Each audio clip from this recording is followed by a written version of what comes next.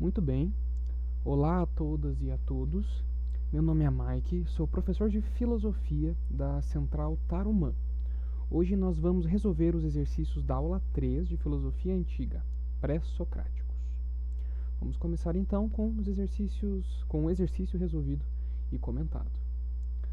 Tales foi o iniciador da reflexão sobre physis, pois foi o primeiro filósofo a afirmar a existência de um princípio originário e único. Bem, causa de todas as coisas que existem, sustentando que esse princípio de tudo é a água. Tudo se origina a partir dela. Essa proposta é importantíssima, podendo com boa dose de razão ser qualificada como a primeira proposta filosófica daquilo que se costuma chamar de começo da formação do universo. Então assim nós temos esse personagem, o Tales de Mileto, que propôs que todas as coisas se originam a partir do elemento água, né? Ele foi inclusive qualificado como pai da filosofia, né? Por ter esse pensamento, por ter essa primeira proposta filosófica daquilo que se costuma chamar de começo da formação do universo, né? Para ele o começo foi o elemento água. Então vamos lá. A passagem do mito à filosofia iniciou-se com os pré-socráticos. O primeiro deles foi Tales de Mileto, que iniciou o estudo da cosmologia. Essa palavrinha aqui é muito importante. Cosmos, universo, logia, estudo do universo, né? É diferente do que vai vir depois, que é uma filosofia antropocêntrica. O estudo centrado, o pensamento centrado no humano, né? Então aqui eles estão com um pensamento voltado ao exterior. A cosmologia é definida como investigação racional do agir humano. Bom, acabamos de conversar sobre a palavrinha aqui, cosmologia, né? É mais do que sobre o agir humano. É exterior ao mundo humano. Logo, não é essa daqui. Investigação acerca da origem, da ordem do mundo. Bom, nós já temos a nossa querida resposta aqui, né? Como inclusive está no texto, né? Podendo ser a primeira proposta filosófica daquilo que costumam chamar de começo da formação do universo. Então, a investigação acerca da origem e da ordem do mundo. Essa aqui, resposta letra B. Bom, mas vamos ver as outras opções. Estudo do belo e da arte. E essa filosofia aqui vai ser a filosofia estética, que é a filosofia que estuda as relações de belo e arte. E, por último aqui, o estudo do Estado civil e natural, o seu ordenamento jurídico. Eu acho que os primeiros filósofos não estavam se preocupando tanto com as questões jurídicas, né? Então, logo, resposta letra B. Aqui a solução. A cosmologia, no âmbito da filosofia, se dá pelo caráter da crítica quanto às origens naturais. Perguntas, questionamentos sobre a natureza. Essa natureza aqui não necessariamente sendo a natureza meio ambiente, mas é a natureza como origem, a natureza das coisas. Então, alternativa B. Exercícios obrigatórios. Vamos lá.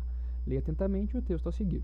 Na filosofia de Parmênides, aqui, preludia-se o tema da ontologia. A experiência não lhe apresentava em nenhuma parte um ser tal como ele pensava.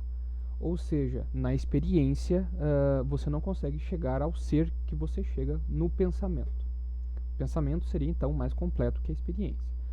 Mas, do fato que podia pensá-lo, ele concluía que ele precisava existir.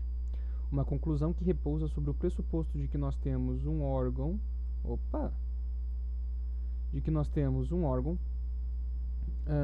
de conhecimento que vai à essência das coisas e é independente da experiência.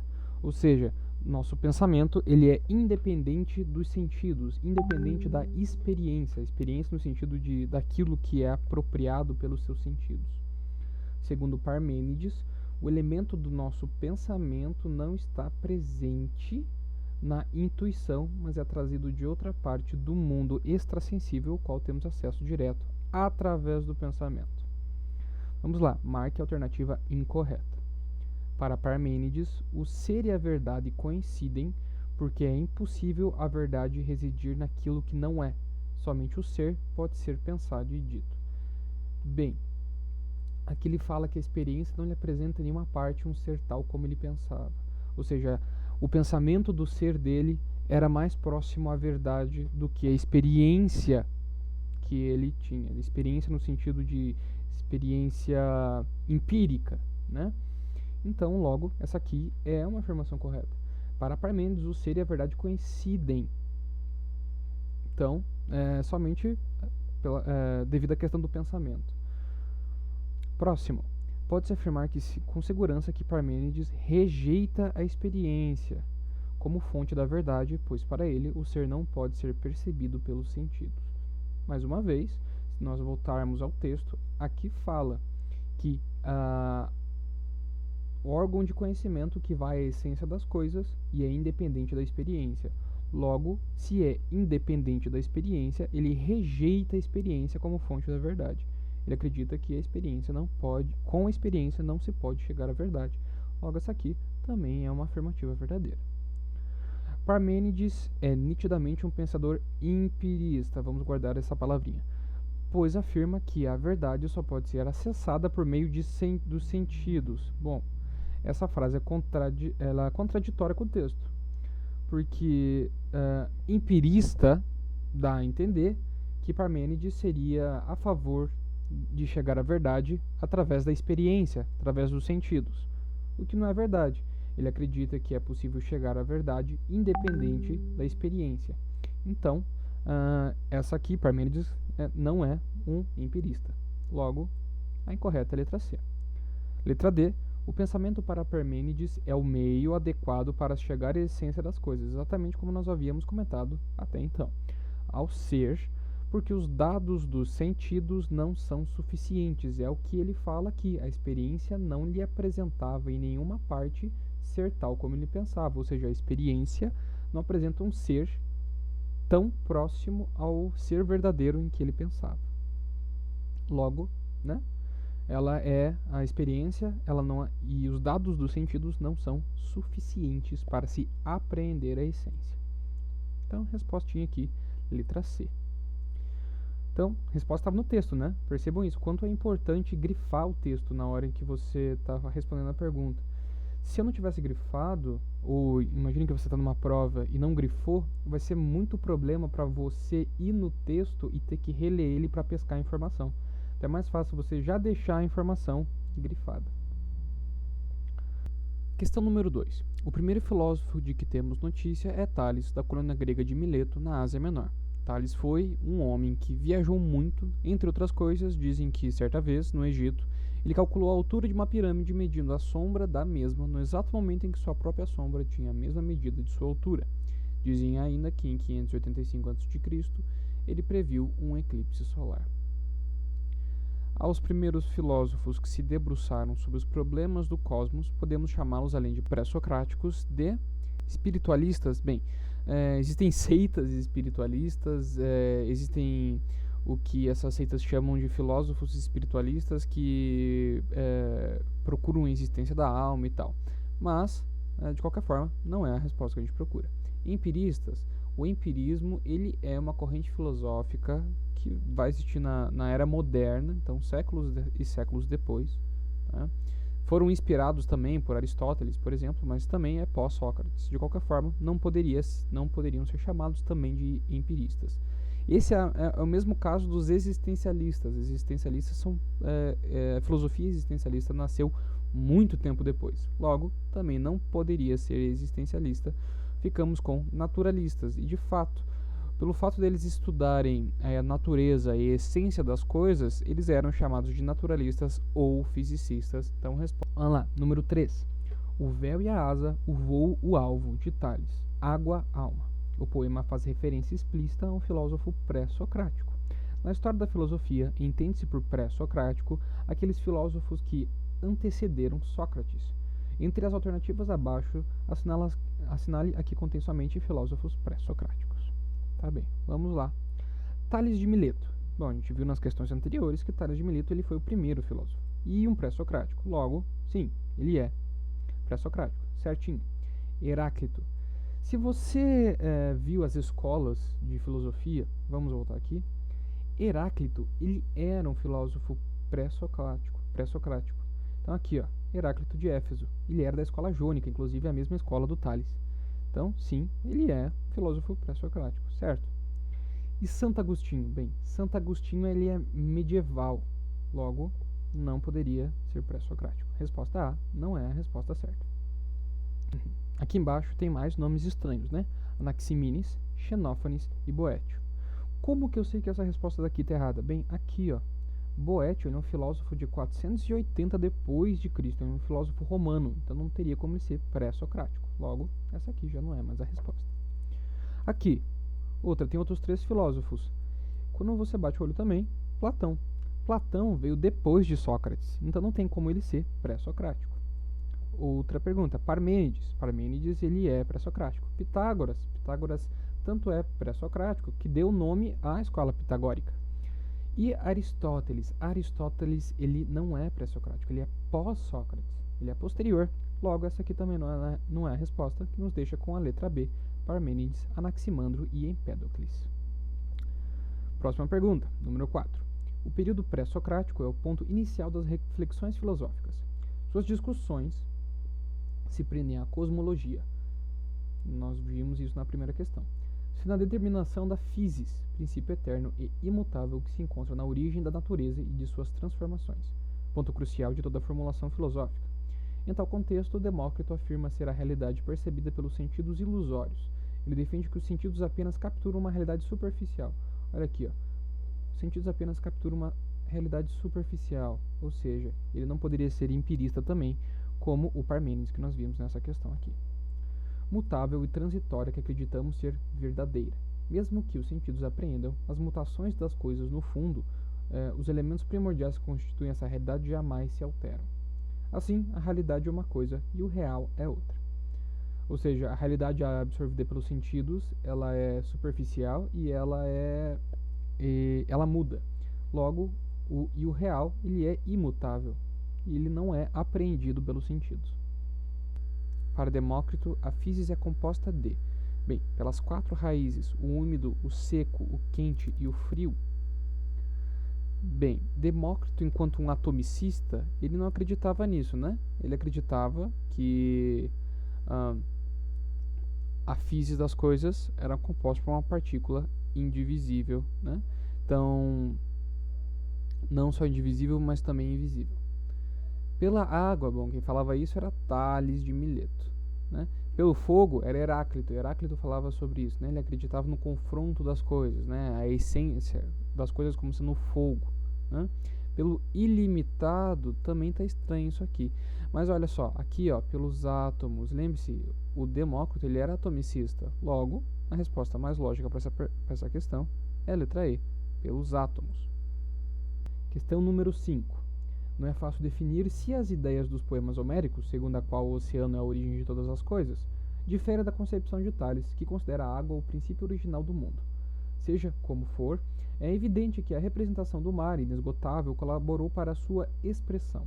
Em todas as partes da teogonia de Hesíodo, reina a vontade expressa de uma compreensão construtiva e uma perfeita coerência da ordem racional e na formulação dos problemas. Por outro lado, a sua cosmologia ainda apresenta uma irreprimível pujança de criação mitológica. Olha só que interessante. Que muito mais tarde ainda age sobre as doutrinas dos fisiólogos nos primórdios da filosofia científica, e sem a qual não se poderia conceber a atividade prodigiosa que se expande na criação das concepções filosóficas do período mais antigo da ciência. Vamos às questões aqui. Considerando o texto acima, sobre o surgimento da filosofia na Grécia, seguem as afirmativas abaixo. Vamos lá. O surgimento da filosofia não coincide com o início do uso do pensamento racional. Essa aqui é uma afirmativa correta porque o humano já usava o pensamento racional antes do surgimento da filosofia. Logo, o surgimento da filosofia não coincide com o uso do pensamento racional. Portanto, essa aqui é uma alternativa correta. O surgimento da filosofia não coincide com o fim do uso do pensamento mítico. Platão usava o mítico como exemplo para sua filosofia. Logo, o surgimento da filosofia não leva ao fim do pensamento mítico. Então, essa aqui também é verdadeira. Tales de Mileto, segundo Tales de Mileto, no século IV a.C., Ao propor a água como princípio original do mundo, rompe definitivamente com o pensamento mítico. Não, acabamos de falar que o surgimento da filosofia não coincide com o fim do pensamento mítico, então não há necessariamente um rompimento. Mitos estão presentes ainda nos textos filosóficos de Platão, certo? Como nós vimos aqui, o surgimento ainda não coincide com o fim do pensamento mítico, como por exemplo o mito do julgamento das almas. Está correto.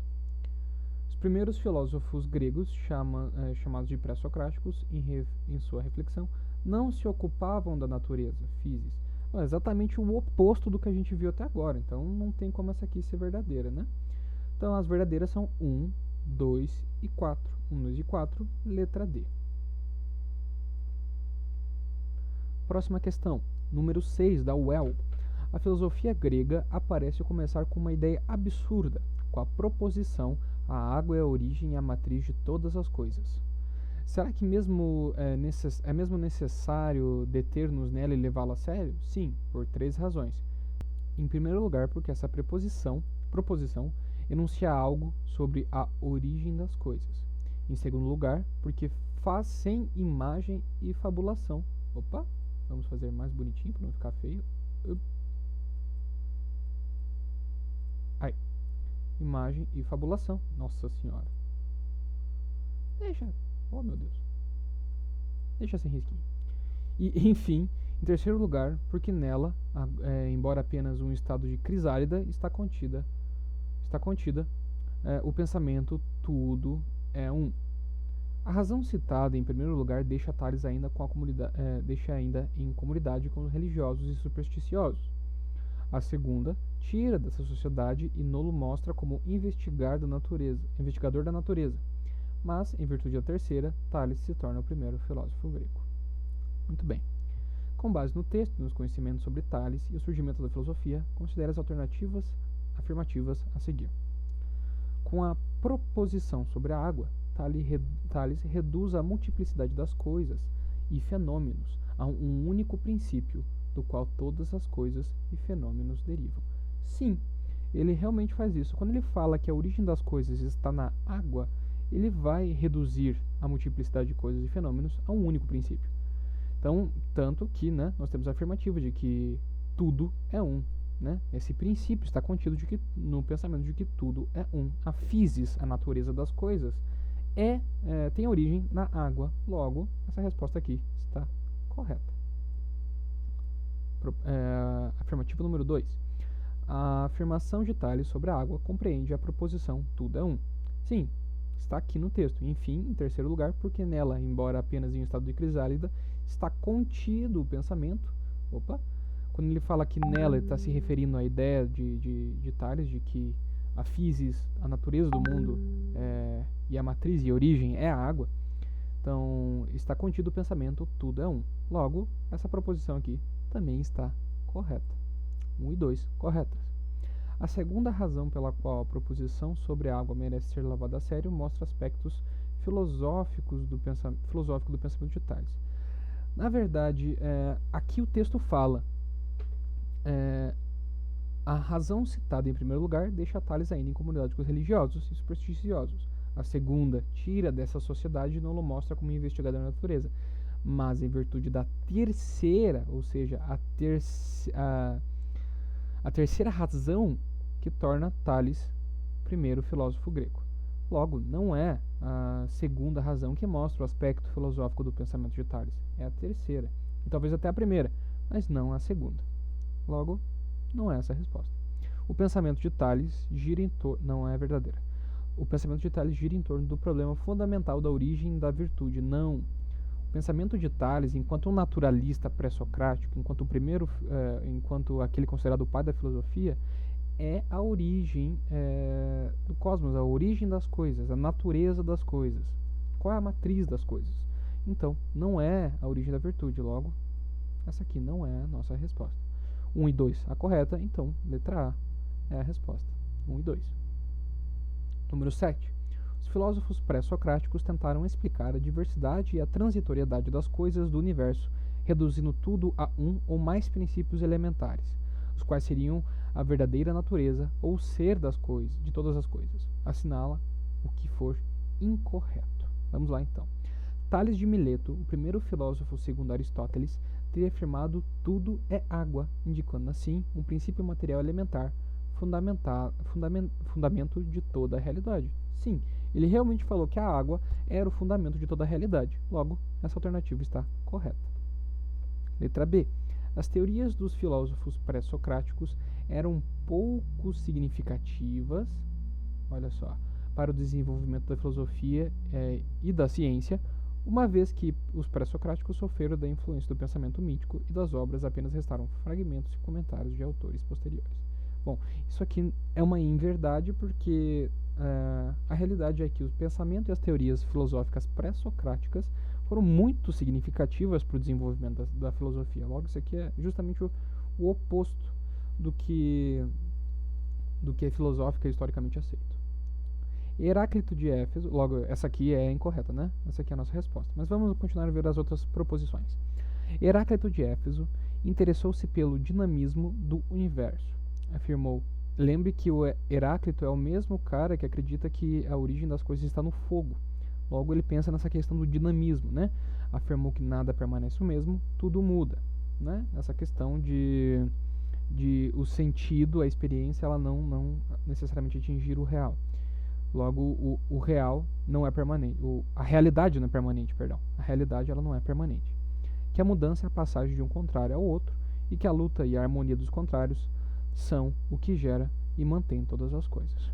Tudo certo nessa questão. Então, ela não está errada, né? Próxima. Para Demócrito de Abdera, nós vamos lembrar, como nós vimos na questão anterior, ele é um atomicista. Todo o cosmos se constitui de átomos. Tudo certo até aqui, ele de fato acreditava nisso. Isto é, a partícula indivisível, sim, e invisíveis, sim também, movendo-se e agregando-se no vácuo. Formam todas as coisas, também. Geração e corrupção consistiriam, respectivamente, na agregação e na desagregação de átomos. Tudo perfeitamente correto nessa questão. Ele era, de fato, um atomicista, ele acreditava que a origem das coisas estava em uma partícula fundamental, indivisível e invisível. Parmênides de Eleia afirmou que o ser não muda. Deduziu a imobilidade e a unidade do ser do princípio de que o ser é e o não ser não é, elaborando uma primeira formulação dos princípios lógicos da identidade e da não contradição. Bem, nós já sabemos que a B é a resposta, e aqui Parmênides, de fato, ele afirmou que o ser não muda, quando ele fala que o ser, que aquele que é admitido e aquele em que nós chegamos através do pensamento, ele é o ser real, né? Imutável, diferente da realidade, que muda o tempo todo. E faz com que a experiência e que os sentidos tragam para a gente informações insuficientes para se chegar na verdade. Logo, o ser, aquele que é pensado, ele é perfeito e é a verdade, não muda. Logo, essa aqui também está correta. E a oitava e última questão. A influência de Sócrates na filosofia grega foi tão marcante que dividiu a sua história em períodos: período pré-socrático, período socrático e período pós-socrático. O período pré-socrático é visto como uma época de formação da filosofia grega, na qual predominavam os problemas cosmológicos. Ele se desenvolveu em cidades da Jônia e da Magna Grécia. Grandes escolas filosóficas surgem nesse período e muitos pensadores se destacam. Entre eles, um jônico, que ficou conhecido como pai da filosofia. Seu nome é? Bom, essa pergunta aqui, ela é praticamente um ponto de graça. Nós vimos aqui em várias outras questões que quem é o pai considerado o pai da filosofia é o Tales de Mileto, né? Isso mostra o quanto é importante você prestar atenção nas outras perguntas, porque muitas vezes uma pergunta vai dar a resposta de outra questão. Então, a resposta já podemos marcar aqui Tales de Mileto, mas vamos ver por que os outros não são. Eu acho que é importante também. Platão de Atenas. Bem, Platão, ele é pós-Sócrates. Ele é posterior a Sócrates. Então, ele não teria como estar na origem do pensamento filosófico ocidental, porque ele já é muito posterior. Logo, já não podemos dizer que ele seria o pai da filosofia. Até porque ele não é jônico, né? Ele é de Atenas. Parmênides de Eleia, mais uma vez, Parmênides não é jônico, ele não vem da Ásia Menor. Logo, ele também não tem como ele ser o pai da filosofia, tá aqui, é um jônico. Sócrates de Atenas, mais uma vez. Sócrates, inclusive, ele é um personagem marcante que criou essa divisão, né? A sua presença resultou nessa divisão de pré-socrático e pós-socrático. Então, não... Aliás, em pré-socrático e socrático. Então, não poderia ser ele. Leucipo de Abdera, mais uma vez. Leucipo, ele é de Abdera. E ele é um atomista, né? Essa filosofia, essa escola filosófica criada na Trácia. Então, ele não poderia ser, tanto não é jônico, como também não poderia ser considerado o pai da filosofia. Então, resposta letra A, Tales de Mileto. Muito bem, essas foram as perguntas da aula 3 de filosofia pré-socrática. Um bom estudo a todos, espero que todos estejam bem e até a próxima correção.